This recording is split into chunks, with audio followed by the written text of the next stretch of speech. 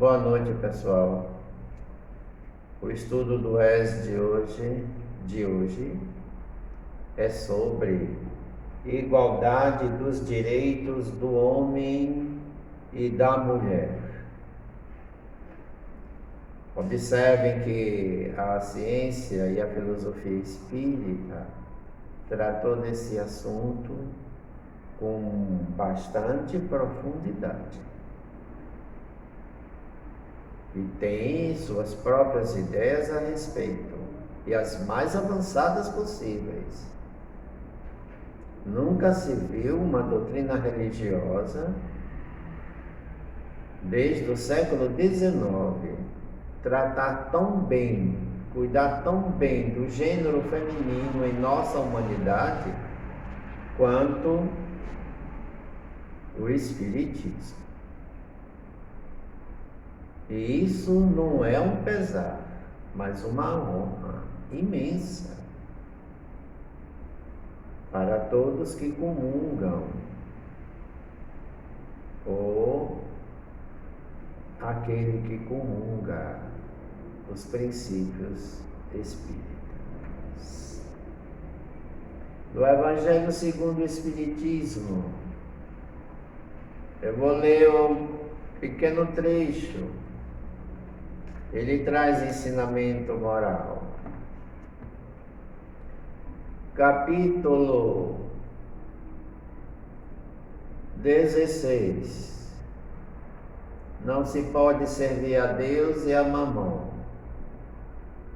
Parábola do mal rico. Havia um homem rico que se vestia de púrpura e linho fino, e que todos os dias cuidava-se magnificamente. Um pobre chamado Lázaro jazia à sua porta, todo coberto de úlceras. Desejava saciar-se com as migalhas que caíam da mesa do rico, mas ninguém a dava a ele, e os cães vinham lamber-lhe as feridas.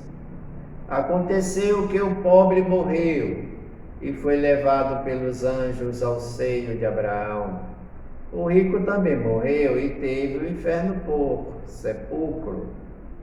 E quando estava em meio aos tormentos, levantou os olhos e de longe viu Abraão e Lázaro em seu seio. E gritando disse estas palavras: Pai Abraão, tem piedade de mim, e envia-me Lázaro, para que ele molhe a ponta de seu dedo na água e refresque minha língua, porque sofro tormentos extremos nesta chama. Mas Abraão respondeu-lhe: Filho, lembra-te que recebestes teus bens em tua vida, e Lázaro só teve males.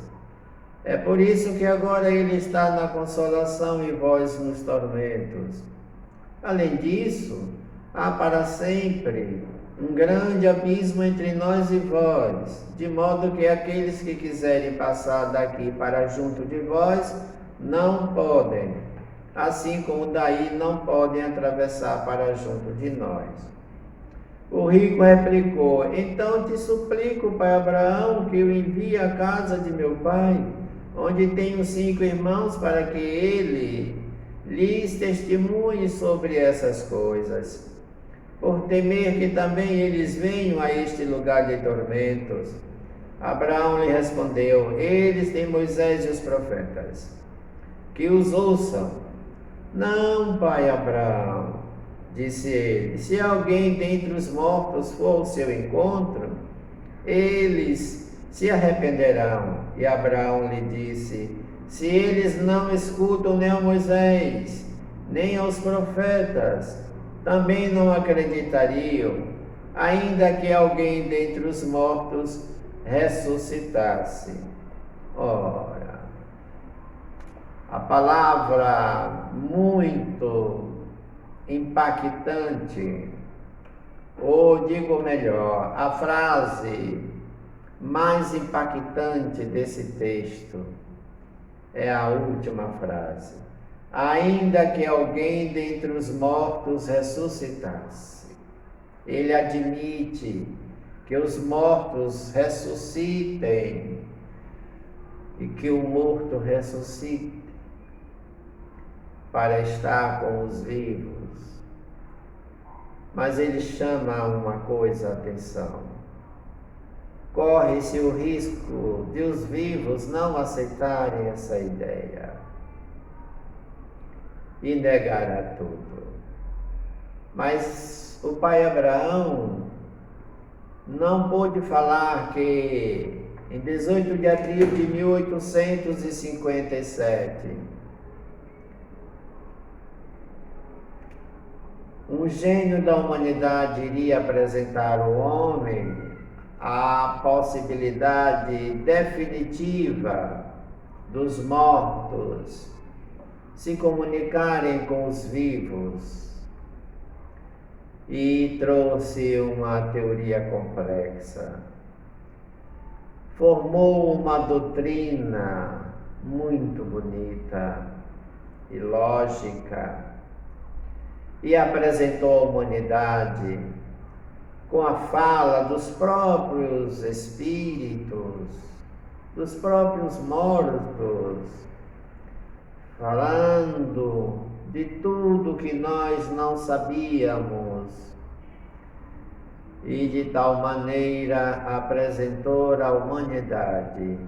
Eles apresentaram à humanidade. Eles quem? Os mortos supostos. Essa teoria magnífica sobre as leis que regem a espiritualidade.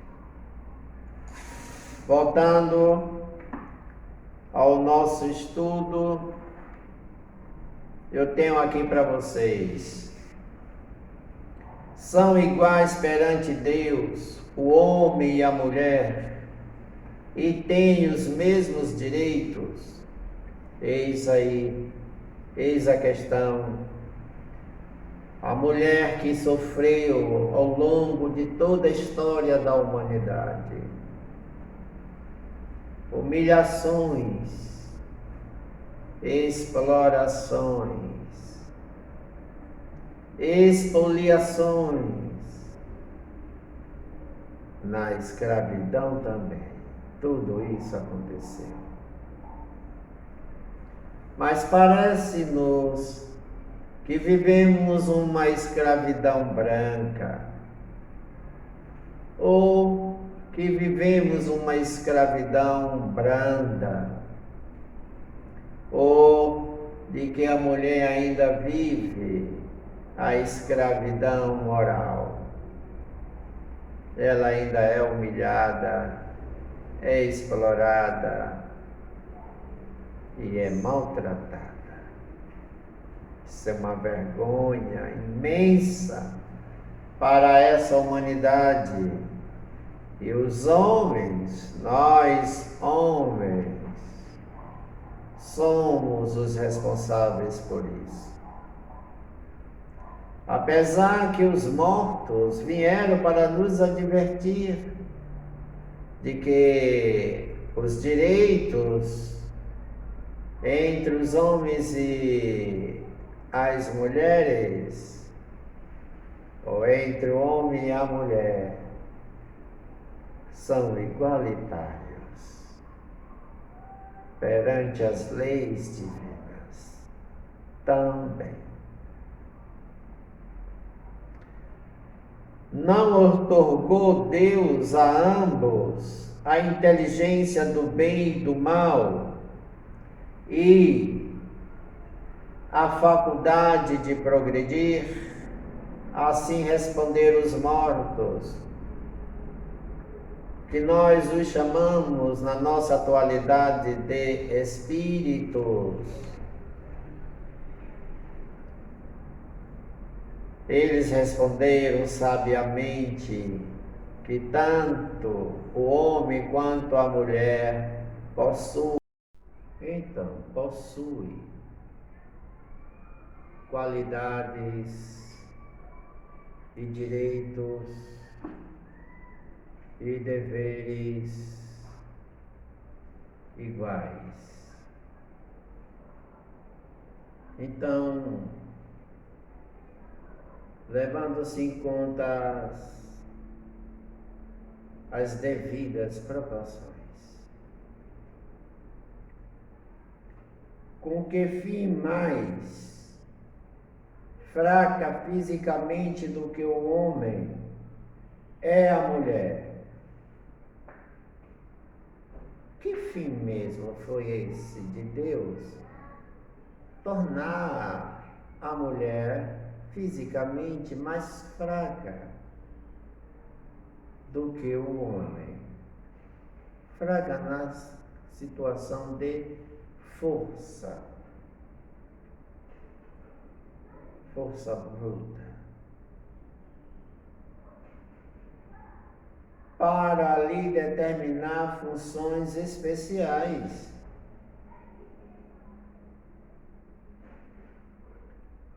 O homem tem suas funções especiais que exigem força.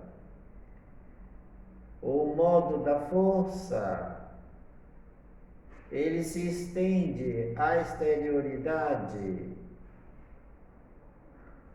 ele avança para a conquista do mundo, para o enfrentamento das adversidades mais iminentes e violentas, que torna em perigo a reprodução da vida humana.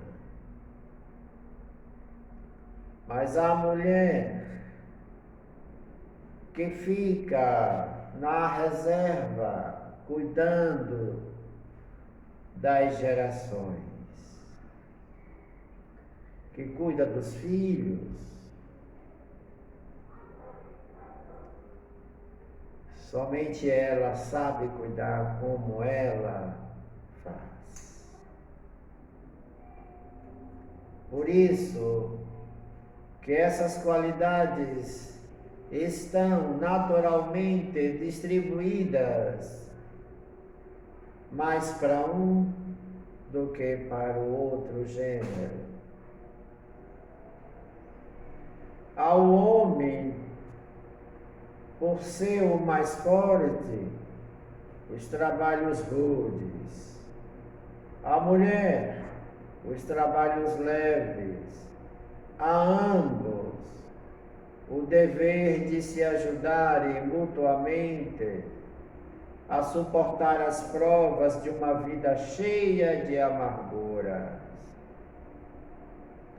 ou cheia de amargor. É assim que nós estamos evoluindo. Mas haverá um dia no futuro que as máquinas farão a parte de mais força,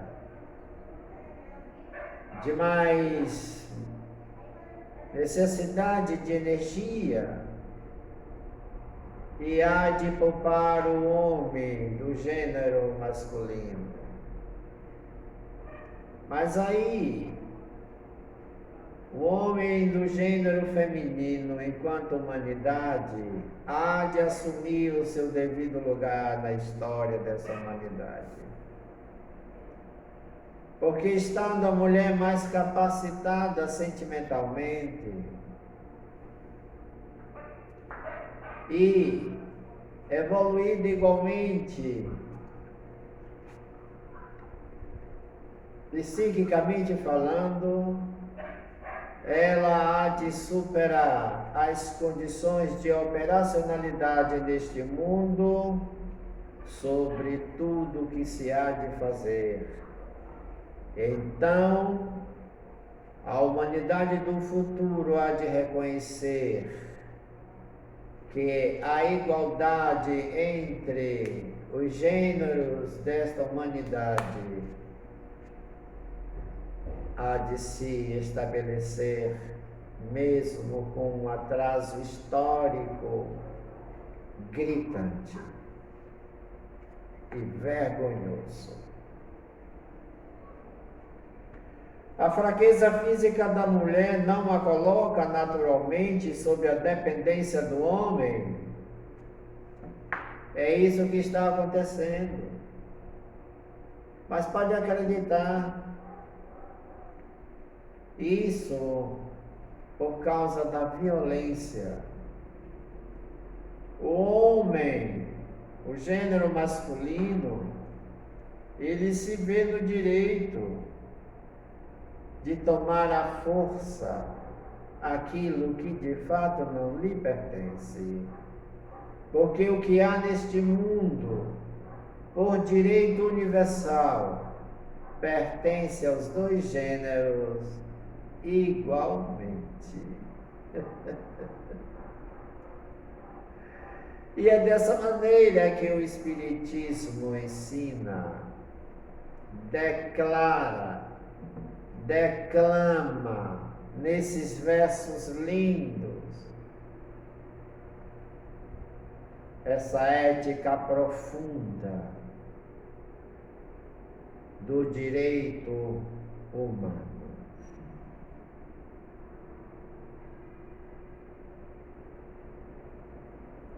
Então,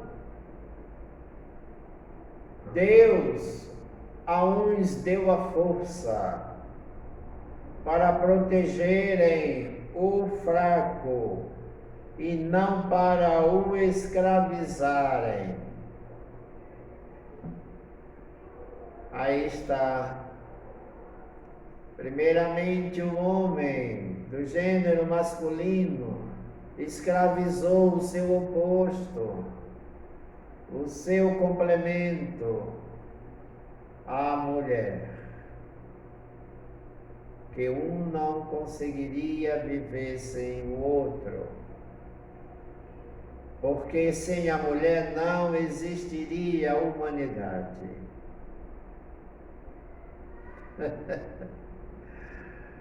E só por isso ela já mereceria todos os direitos devidos. Porque ela é a garantia plena da reprodução desta humanidade. Que vergonha de até hoje estarmos tratando a mulher como se fosse um objeto. A mulher não é objeto no processo da criação divina. Ela também é sujeito. Sem ela não há humanidade.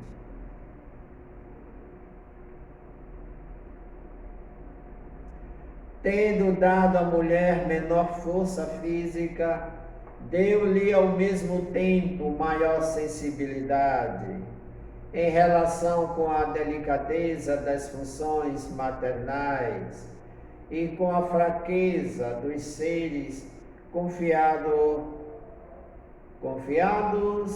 aos seus cuidados. Ou dizendo melhor, em relação com a delicadeza das funções maternais e com a fraqueza dos seres confiados aos seus cuidados. Só a mulher sabe cuidar das gerações mais novas. Só a mulher sabe demonstrar o sentimento profundo da maternidade.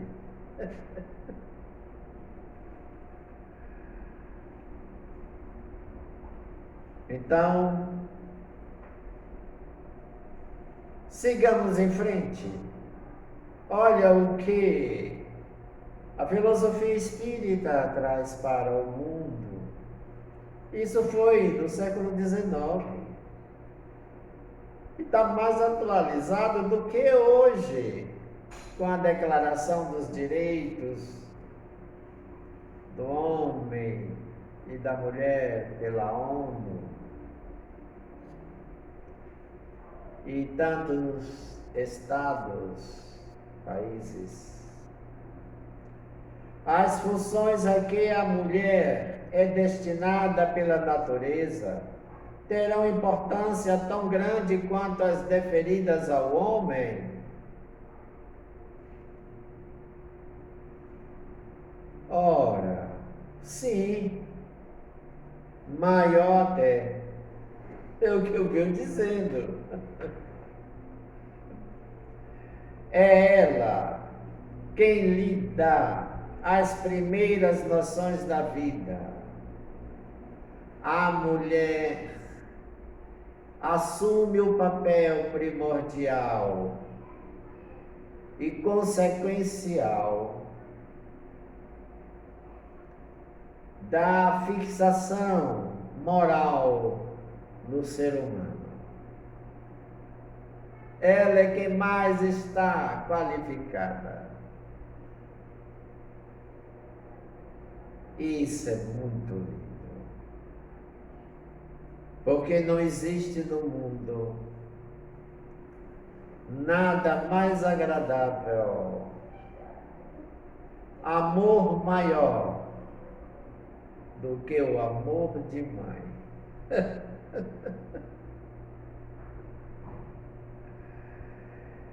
E nós subjugamos isso, desprezamos, e por isso temos a humanidade que vivemos.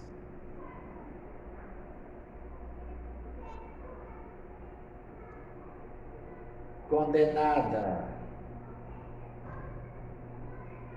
à violência, especialmente e brutalmente ao ser que mais amor dá a essa humanidade. Não há quem mais despeje no seio dessa humanidade mais energia benévola do que o amor de mãe, do que a mulher, do que o sentimento maternal.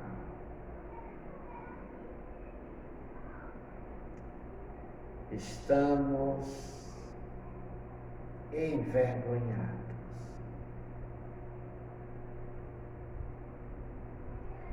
De minha parte,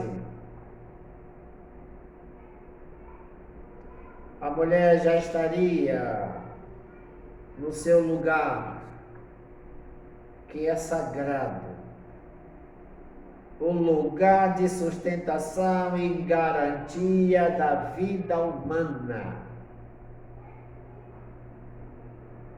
em todo o seio da humanidade.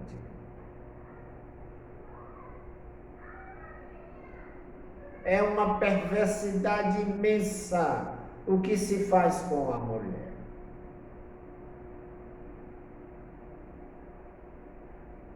São tantas as perversidades que se pratica com as mulheres em nossa atualidade.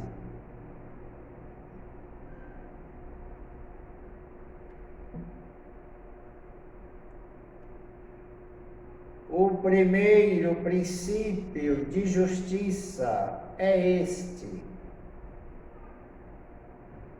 Repito, sendo iguais perante a lei de Deus, devem os homens ser iguais também perante as leis humanas? Olhem, senhores, ouçam o que os espíritos de amor e bondade respondem. O primeiro princípio de justiça é este: garantir o direito de igualdade entre os humanos. Não é só ficar no discurso político, acadêmico, filosófico, científico. Esses discursos estão sobrevoando sobre a cabeça dos homens, pesando sobre os seus juízos. E há muitos cuja cabeça há de estar tão pesadas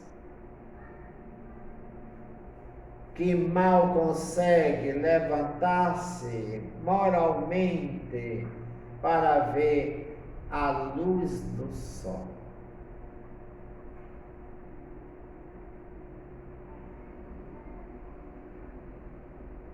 Não é fácil, não. Não façais aos outros o que não quereríeis que vos fizessem. Elas só dão amor. Assim que a gente nasce, é a grande demonstração de amor profundo, o maior de todos, no seio da terra. Carregar o seu bebê, 9 meses, no ventre, com todas essas dificuldades e maldades praticadas sobre elas. É triste ainda estarmos vivendo e alimentando tais situações de terror contra as mulheres. Não façais aos outros o que não quereríeis que vos fizessem.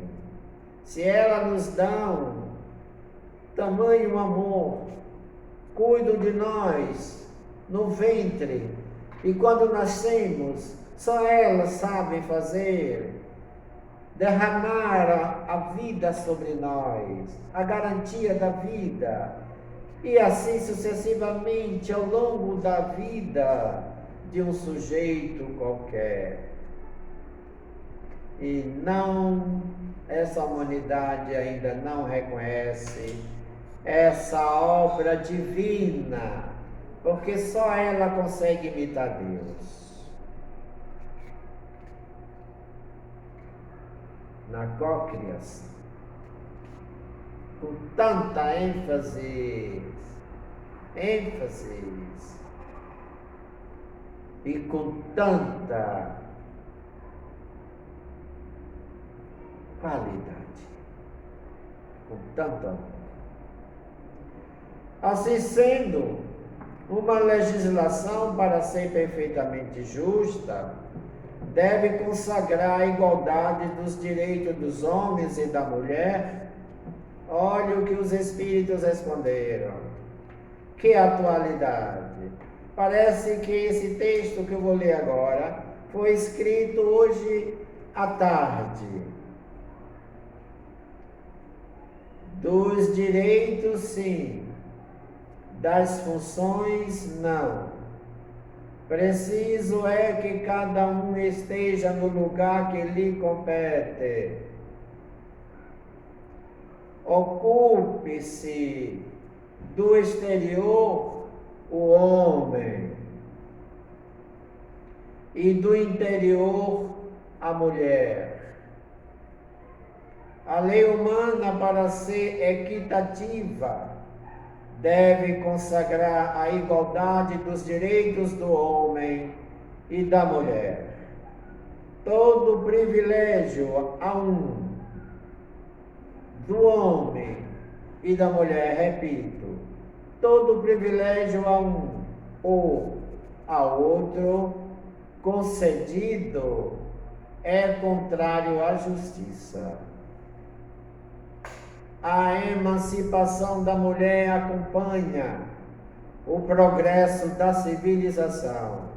Por isso sabemos que nossa civilização, que esta civilização ela tem como característica moral a prática da violência.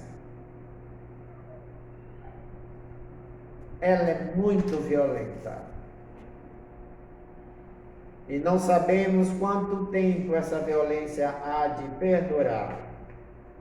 Porque quanto maior seja a violência praticada às mulheres, mais esta humanidade terá que corrigir esse erro, mais cedo ou mais tarde.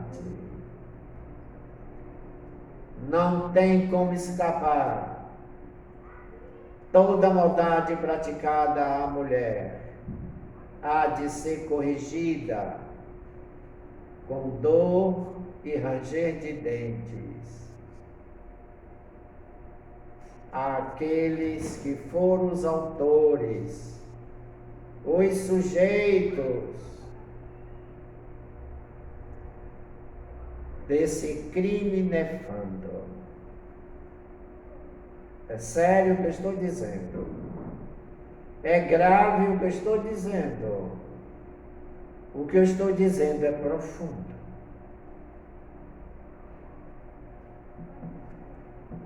Visto que os espíritos, repito, sua escravização, quer dizer, a escravização do homem sobre a mulher, de par com a barbárie, ainda estamos vivendo no mesmo estilo da barbárie. Não havia código de ética em ação, como se deve ser, como se deve acontecer. A ética e não fazer ao outro aquilo que não quer que aconteça consigo. Visto que os espíritos podem encarnar num e noutro, sobre esse aspecto, nenhuma diferença há entre eles. Devem, por conseguinte, gozar dos mesmos direitos, tanto o homem, tanto a mulher. Os direitos são sagrados e violá-los é ir de encontro às leis divinas, é virar as costas a Deus. Esta humanidade está com meias costas viradas para Deus. E por isso, ela há de corrigir esse grave erro, essa maldade profunda e cruel que se pratica contra as mulheres.